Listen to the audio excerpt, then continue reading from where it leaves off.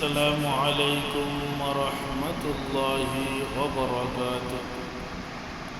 إن الحمد لله والصلاة والسلام على من لا نبي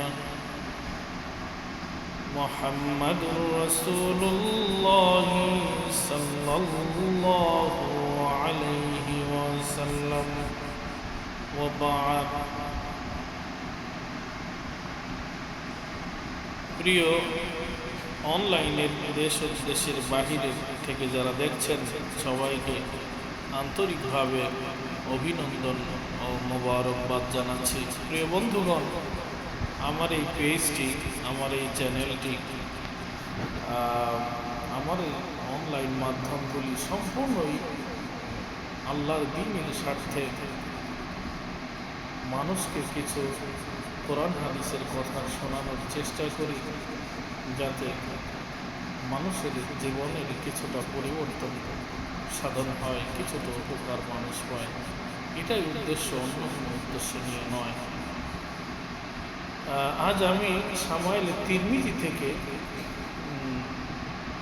একটি হাদিস, জান্নাত সম্পর্কে একটি হাদিস আপনাদের সম্পর্কে উপস্থাপন করবো ইনশাআল্লাহ। আপনারা আমার সঙ্গে থাকবেন আশা করছি।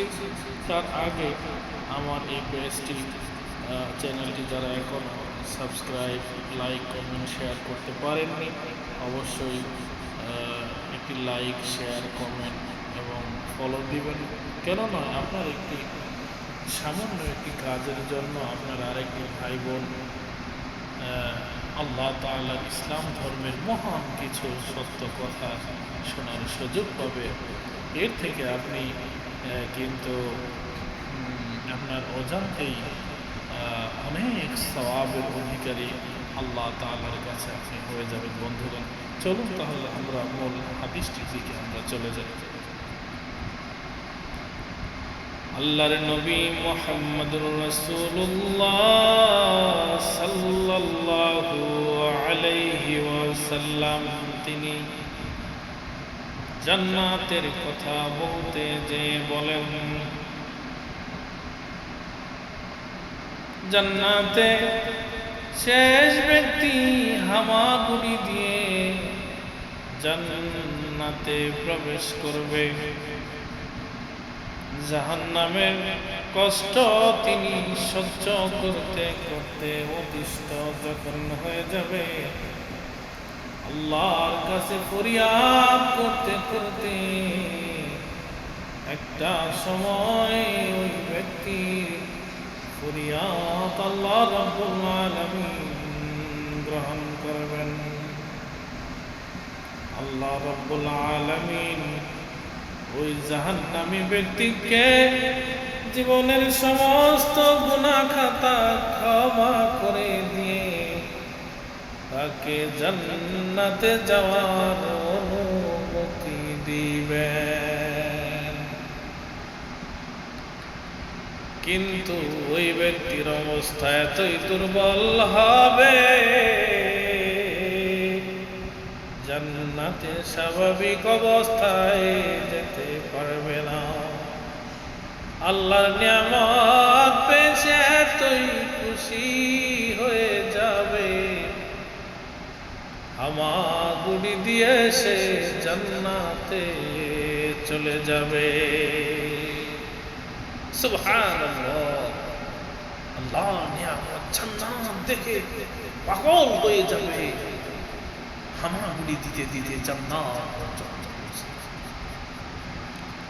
জান্নাতে পৌঁছার পর জান্নাতি ওই শেষ ব্যক্তিটি দেখবে জান্নাতের বাড়ি ঘর, দালান কোঠায় কোনো জায়গা নাই। সমস্ত জায়গায়, সমস্ত দালান কোঠায়, বাড়ি ঘরে মানুষ ভরপুর, সব জায়গায় মানুষে পরিপূর্ণ। তখন তিনি আল্লাহর কাছে পুনরায় ফরিয়াদ করবেন, ও রাজা ধীরাজ আল্লাহ, এত কষ্টের পর জান্নাত দিলা, সেই জান্নাতে কোনো জায়গা নাই। সমস্ত বাড়িঘর দালান কোঠায় মানুষ পরিপূর্ণ, আমার জন্য কি তোমার জান্নাতে কোনো জায়গা হবে না? আল্লাহ রাব্বুল আলামিন ওই বান্দাকে সান্ত্বনা দিবেন, বলবেন, বান্দারি, দুজক থেকে তোমাকে জান্নাতে নিয়ে আসছি,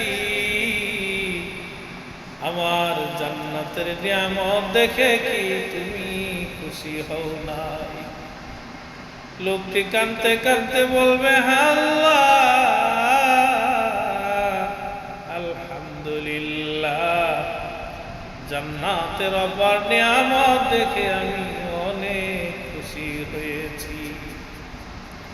আল্লাহ বলবেন, বান্দারে, তোমার কি দুনিয়ার কথা মনে পড়ে?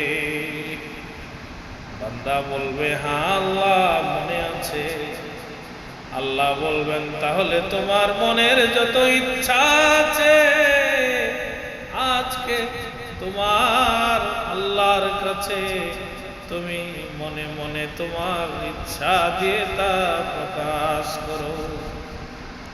লোকটি তা প্রকাশ করবে, তার মনের যত ইচ্ছা বাসনা যা কিছু চাওয়ার থাকবে, ইচ্ছা করার সাথে সাথে, মনে ওঠার সাথে সাথে আল্লাহ রাব্বুল আলামিন তাকে তা দিয়ে দিবেন এবং বান্দাকে বলবেন, বান্দারি, আমি তোমার জন্য তোমার মনের ইচ্ছা দিয়েই শুধু ক্ষান্ত হলাম না, ইচ্ছার